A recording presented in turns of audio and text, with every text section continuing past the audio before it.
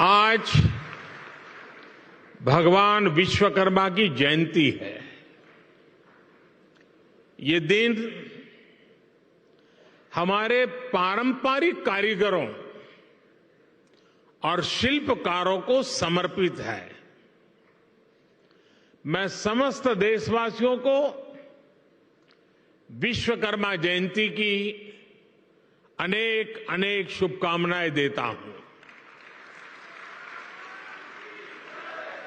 मुझे खुशी है कि आज के दिन मुझे देश भर के लाखों विश्वकर्मा साथियों से जुड़ने का अवसर मिला है।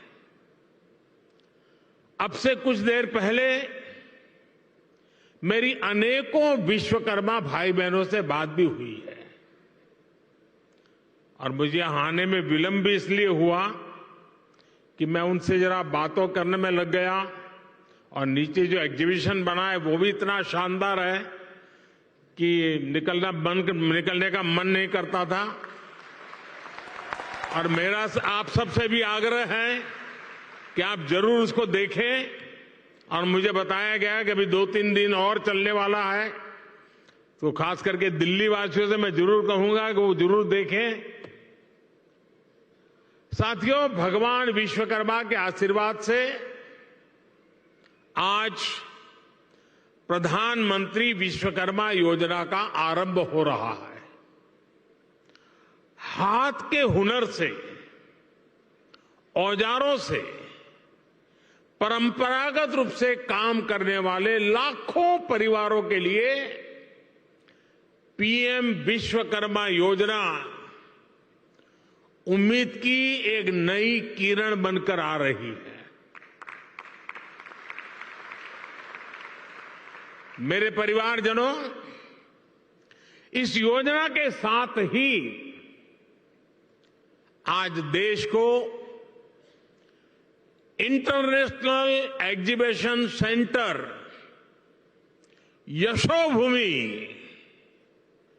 यशोभूमि भी मिला है।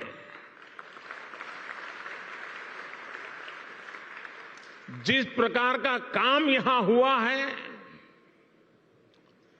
उसमें मेरे श्रमिक भाइयों और बहनों का,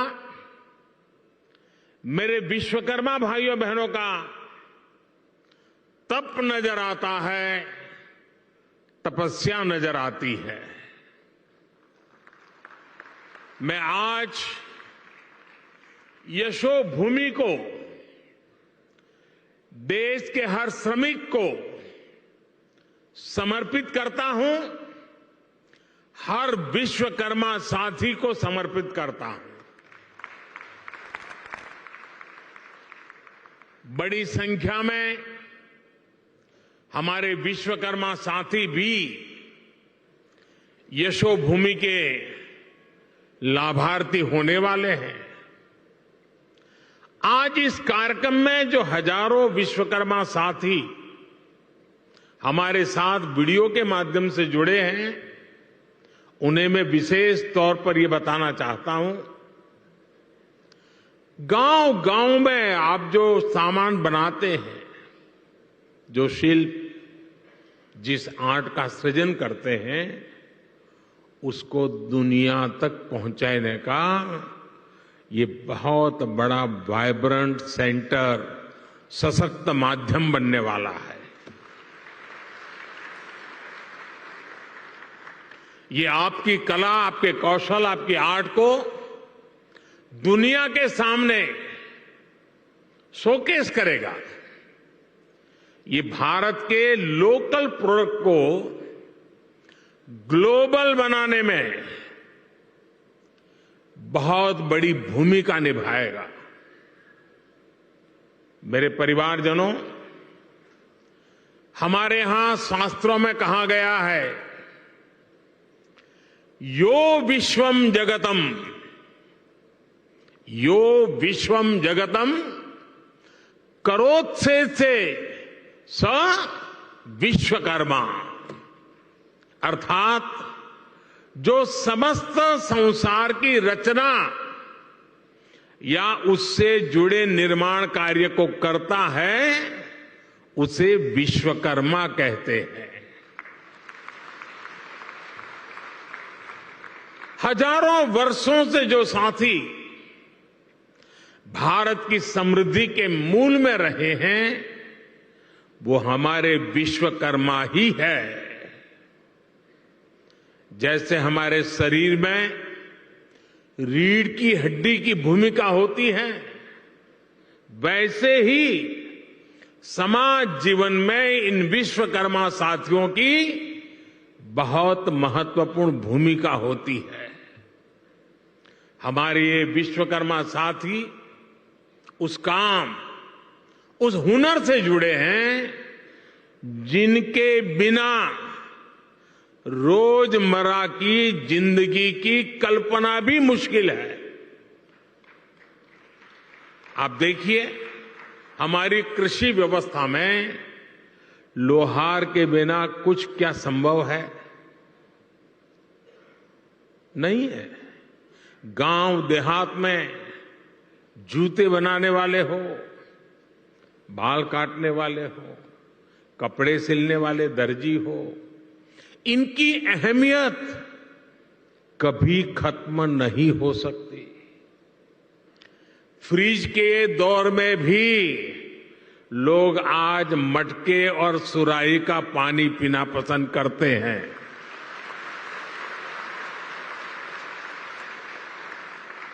दुनिया कितनी भी आगे बढ़ जाए, टेक्नोलॉजी कहीं भी पहुंच जाए, लेकिन इनकी भूमिका, इनका महत्व हमेशा रहेगा।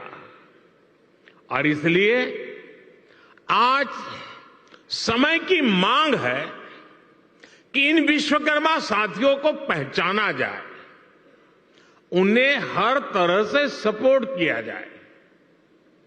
साथियों, हमारी सरकार अपने विश्वकर्मा भाई बहनों को और उनका सम्मान बढ़ाने का, उनका सामर्थ्य बढ़ाने और उनकी समृद्धि बढ़ाने के लिए आज सरकार एक सहयोगी बनकर के आपके पास आई है। अभी इस योजना में 18 अलग अलग तरह का काम करने वाले विश्वकर्मा साथियों पर फोकस किया गया है। और शायद ही कोई गांव ऐसा होगा कि जहां इस 18 प्रकार के काम करने वाले लोग न हो। इनमें लकड़ी का काम करने वाले कारपेंटर, लकड़ी के खिलौने बनाने वाले कारीगर, लोहे का काम करने वाले लोहार, सोने के आभूषण बनाने वाले सुनार, मिट्टी का काम करने वाले कुम्हार, मूर्तियां बनाने वाले मूर्तिकार, जूते बनाने वाले भाई, राजमिस्त्री का काम करने वाले लोग, हेयर कटिंग करने वाले लोग, कपड़े धुलने वाले लोग, कपड़े सिलने वाले लोग, माला बनाने वाले, फिशिंग नेट बनाने वाले, नाव बनाने वाले, ऐसे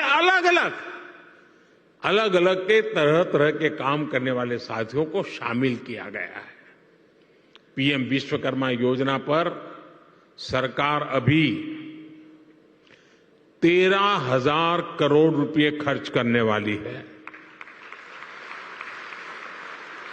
मेरे परिवारजनों, कुछ साल पहले, करीब 30-35 साल हो गए होंगे, मैं एक बार यूरोप में ब्रसेल्स गया था। तो वहां कुछ समय था, तो मुझे वहां के जो मेरे होस्ट थे वो एक ज्वेलरी का एग्जीबिशन था, वो देखने के लिए ले गए। तो मैं जिज्ञासा से जरा पूछ रहा था उनको कि भाई यहाँ ये चीजों का मार्केट कैसा होता है, क्या होता है। तो मेरे लिए बड़ा सरप्राइज था। उन्होंने कहा, साहब यहाँ जो मशीन से बनी हुई ज्वेलरी है उसकी डिमांड कम से कम होती है, जो हाथ से बनी हुई ज्वेलरी है लोग महंगे से महंगे पैसे देकर के भी उसको खरीदना पसंद करते हैं। आप सभी हाथ से, अपने हुनर से जो बारीक काम करते हैं, दुनिया में उसकी डिमांड बढ़ रही है। आजकल हम देखते हैं कि बड़ी बड़ी कंपनियां भी अपने प्रोडक्ट बनाने के लिए अपना काम दूसरी छोटी छोटी कंपनियों को देती है। ये पूरी दुनिया में एक बहुत बड़ा इंडस्ट्री है। आउटसोर्सिंग का काम भी हमारे इन्हीं विश्वकर्मा साथियों के पास आए। आप बड़ी सप्लाई चेन का हिस्सा बने। हम इसके लिए आपको तैयार करने की दिशा में आगे बढ़ रहे हैं। हम दुनिया की बड़ी बड़ी कंपनियां आपके दरवाजे पर आकर के खड़ी रहें, आपके दरवाजे पर दस्तक दें, वो क्षमता आपके अंदर लाना चाहते हैं। इसलिए ये योजना विश्वकर्मा साथियों को आधुनिक युग में ले जाने का प्रयास है, उनका सामर्थ्य बढ़ाने का प्रयास है। साथियों, बदलते हुए इस समय में हमारे विश्वकर्मा भाई बहनों के लिए ट्रेनिंग, टेक्नोलॉजी और टूल्स बहुत ही आवश्यक है। विश्वकर्मा योजना के जरिए आप सब साथियों को सरकार के द्वारा ट्रेनिंग देने पर बहुत जोर दिया गया है। ट्रेनिंग के दौरान भी, क्योंकि आप रोजमर्रा की मेहनत करके कमाने खाने वाले लोग हैं, इसलिए ट्रेनिंग दरमियान भी आपको हर रोज 500 रुपया भत्ता सरकार की तरफ से दिया जाएगा। आपको आधुनिक टूल किट के लिए 15,000 रुपये का टूल किट वाउचर भी मिलेगा। आप जो सामान बनाएंगे उसकी ब्रांडिंग और पैकेजिंग से लेकर मार्केटिंग में भी सरकार हर तरह से मदद करेगी। और बदले में सरकार आपसे ये चाहती है कि आप टूल किट उसी दुकान से खरीदे जो जीएसटी रजिस्टर्ड है।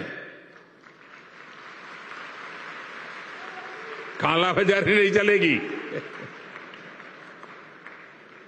और दूसरा मेरा आग्रह है, ये टूल्स मेड इन इंडिया ही होने चाहिए।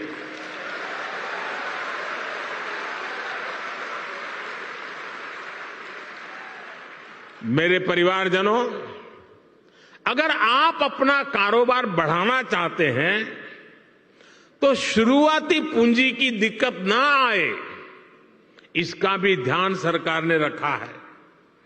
इस योजना के तहत विश्वकर्मा साथियों को बिना गारंटी मांगे, जब बैंक आपसे गारंटी नहीं मांगती है तो आपकी गारंटी मोदी देता है।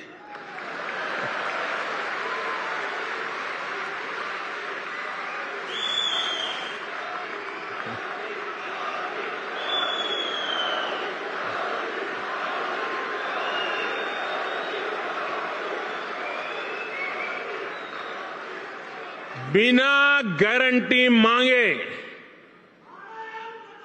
3 लाख रुपए तक का कर्ज मिलेगा, आपको ऋण मिलेगा। और यह भी सुनिश्चित किया गया है कि इस ऋण का ब्याज बहुत ही कम रहे।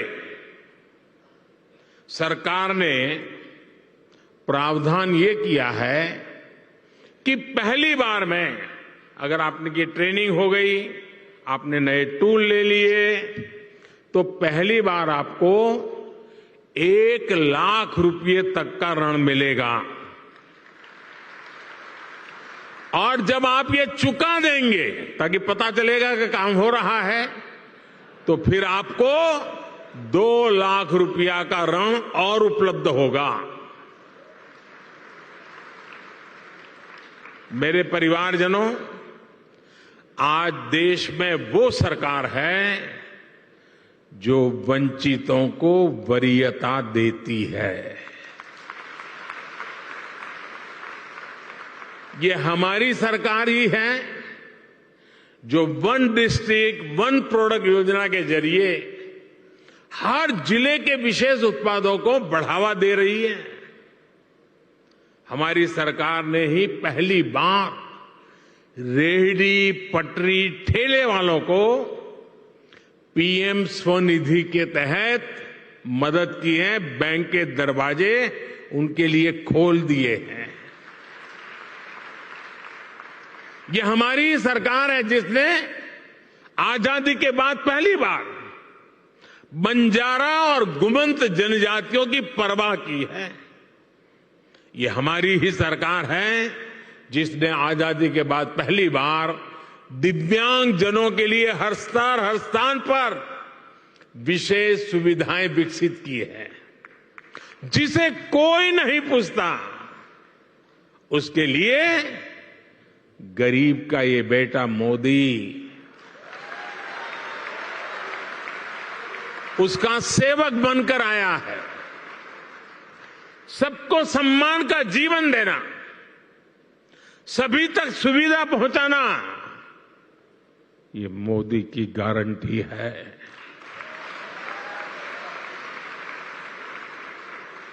मेरे परिवारजनों, जब टेक्नोलॉजी और ट्रेडिशन मिलते हैं तो क्या कमाल होता है, ये पूरी दुनिया ने G20 क्राफ्ट बाजार में भी देखा है। G20 में हिस्सा लेने के लिए जो विदेशी मेहमान आए थे, उनको भी गिफ्ट में हमने विश्वकर्मा साथियों के बनाए सामान ही भेंट में दिए। लोकल के लिए वोकल का ये समर्पण हम सभी का, पूरे देश का दायित्व है। क्यों इसमें ठंडे पड़ गए? ना मैं करूं तो ताली बजाते हो, आपको करने की बात आए तो उठ जाते हो।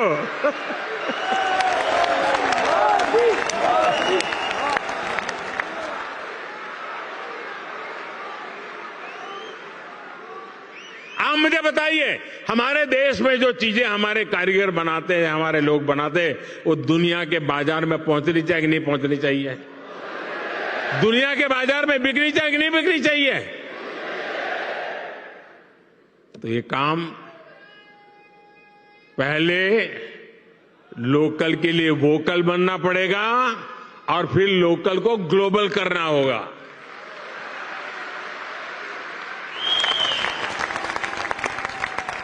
साथियों, अब गणेश चतुर्थी, धनतेरस, दीपावली सहित अनेक त्योहार आने वाले हैं। मैं सभी देशवासियों से लोकल खरीदने का आग्रह करूंगा।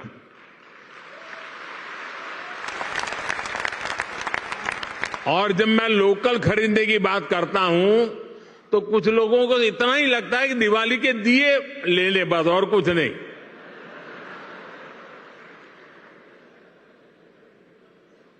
हर छोटी मोटी चीज, कोई भी बड़ा सामान खरीदे जिसमें हमारे विश्वकर्मा साथियों की छाप हो, भारत की मिट्टी और पसीने की महक हो।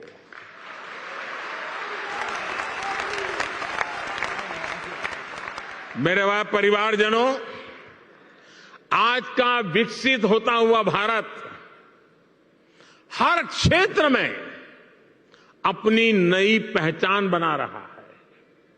कुछ दिन पहले हमने देखा है कि कैसे भारत मंडपम को लेकर दुनिया भर में चर्चा हुई है।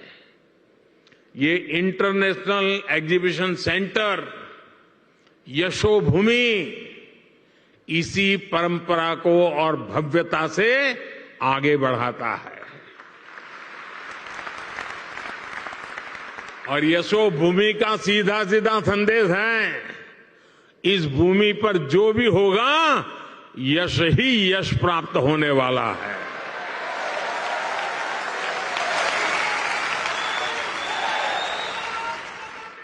ये भविष्य के भारत को शोकेस करने का एक शानदार सेंटर बनेगा। साथियों, भारत के बड़े आर्थिक सामर्थ्य, बड़ी व्यापारिक शक्ति को शोकेस करने के लिए भारत की राजधानी में जैसा सेंटर होना चाहिए, ये वो सेंटर है।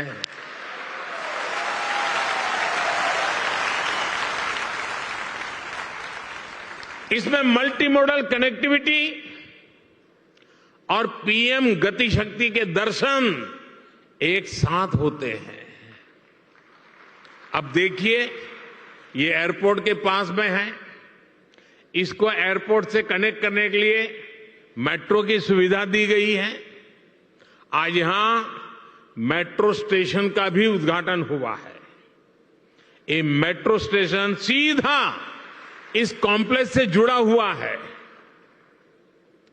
इस मेट्रो सुविधा के चलते दिल्ली के अलग अलग हिस्सों से लोग का समय बहुत आसानी से कम समय में ये यहां पहुंच पाएंगे। यहां जो लोग आएंगे उनके लिए ठहरने का, मनोरंजन का, शॉपिंग का, टूरिज्म का पूरा इंतजाम यही इस पूरे इकोसिस्टम में बनाया हुआ है, पूरी व्यवस्था में बना हुआ है। मेरे परिवारजनों, बदलते हुए समय के साथ विकास के, रोजगार के नए नए सेक्टर्स भी बनते हैं। आज से 50-60 साल पहले कोई इतनी बड़ी आईटी इंडस्ट्री के बारे में सोच भी नहीं सकता था। आज से 30-35 साल पहले सोशल मीडिया भी एक कल्पना भरी था।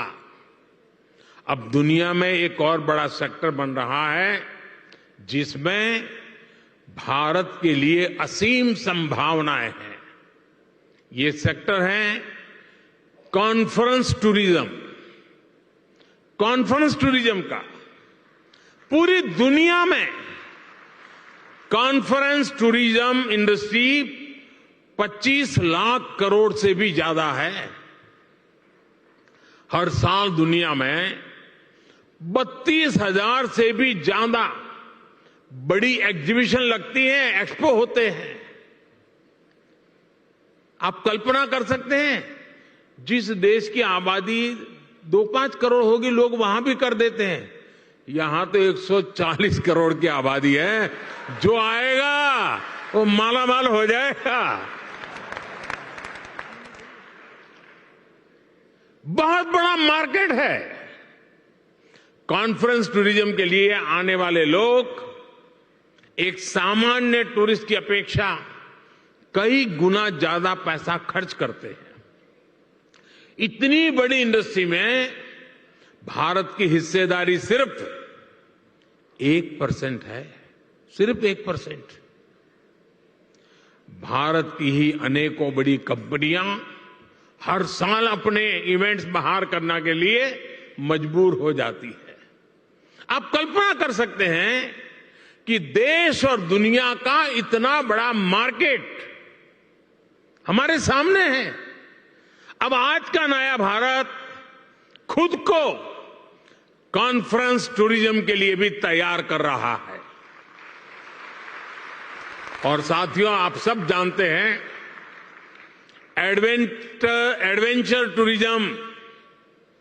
एडवेंचर टूरिज्म वही होगा जहां एडवेंचर के साधन संसाधन हो। मेडिकल टूरिज्म वही होगा जहां आधुनिक चिकित्सा सुविधाएं हो। स्पिरिचुअल टूरिज्म वही होगा जहां ऐतिहासिक, धार्मिक, स्पिरिचुअल एक्टिविटी हो। हेरिटेज टूरिज्म भी वही होगा जहां हिस्ट्री और हेरिटेज का बाहुल्य हो। इसी तरह कॉन्फ्रेंस टूरिज्म भी वही होगा जहां इवेंट्स के लिए, मीटिंग्स के लिए, एग्जीबिशन के लिए जरूरी साधन संसाधन हो।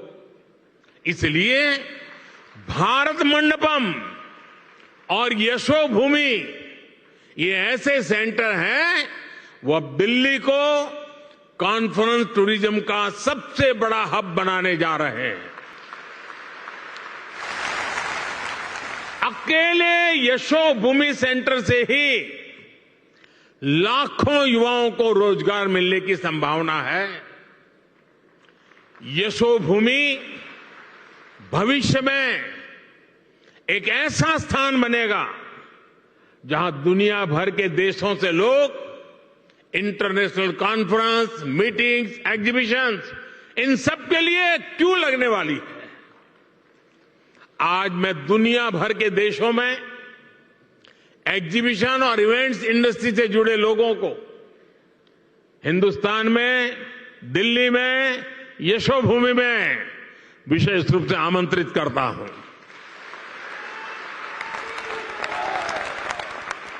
मैं देश की पूरब, पश्चिम, उत्तर, दक्षिण हर क्षेत्र की फिल्म इंडस्ट्री, टीवी इंडस्ट्री को आमंत्रित करूंगा। आप अपने अवार्ड समारोह, फिल्म फेस्टिवल यहां आयोजित करिए, फिल्म के पहले शो यहां आयोजित करिए। मैं international events companies, exhibition sector से जुड़े लोगों को भी भारत मंडपम और यशोभूमि से जुड़ने को आमंत्रित करता हूं। मेरा परिवारजनों, मुझे विश्वास है भारत मंडपम हो या यशोभूमि, ये भारत के आतिथ्य, भारत की श्रेष्ठता और भारत की भव्यता के प्रतीक बनेंगे। भारत मंडपम और ये यशोभूमि दोनों में ही भारतीय संस्कृति और अत्याधुनिक सुविधाओं, इन दोनों का संगम है। आज ये दोनों भव्य प्रतिष्ठान नए भारत की यश गाथा देश और दुनिया के सामने गा रहे हैं। इनमें नए भारत की आकांक्षाओं का प्रतिबिंब भी है, जो अपने लिए सबसे बेहतरीन सुविधाएं चाहता है। साथियों, मेरे शब्द लिख के रखिए। भारत अब रुकने वाला नहीं है।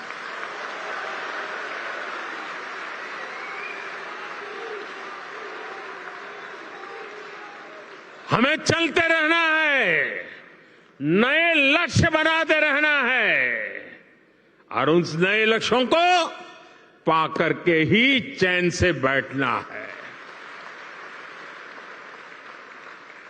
और ये हम सभी के परिश्रम और परिश्रम की पराकाष्ठा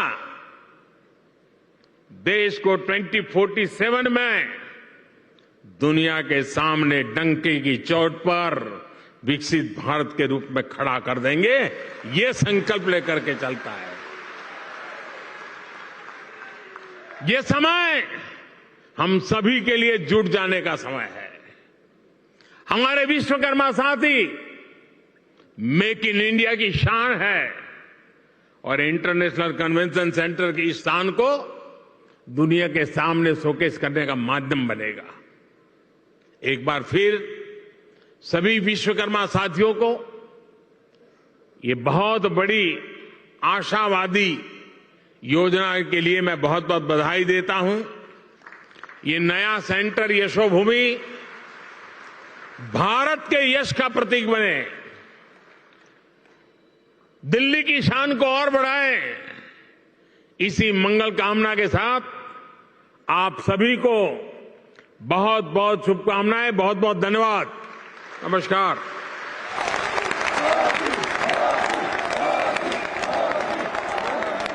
बहुत बहुत धन्यवाद माननीय प्रधानमंत्री जी।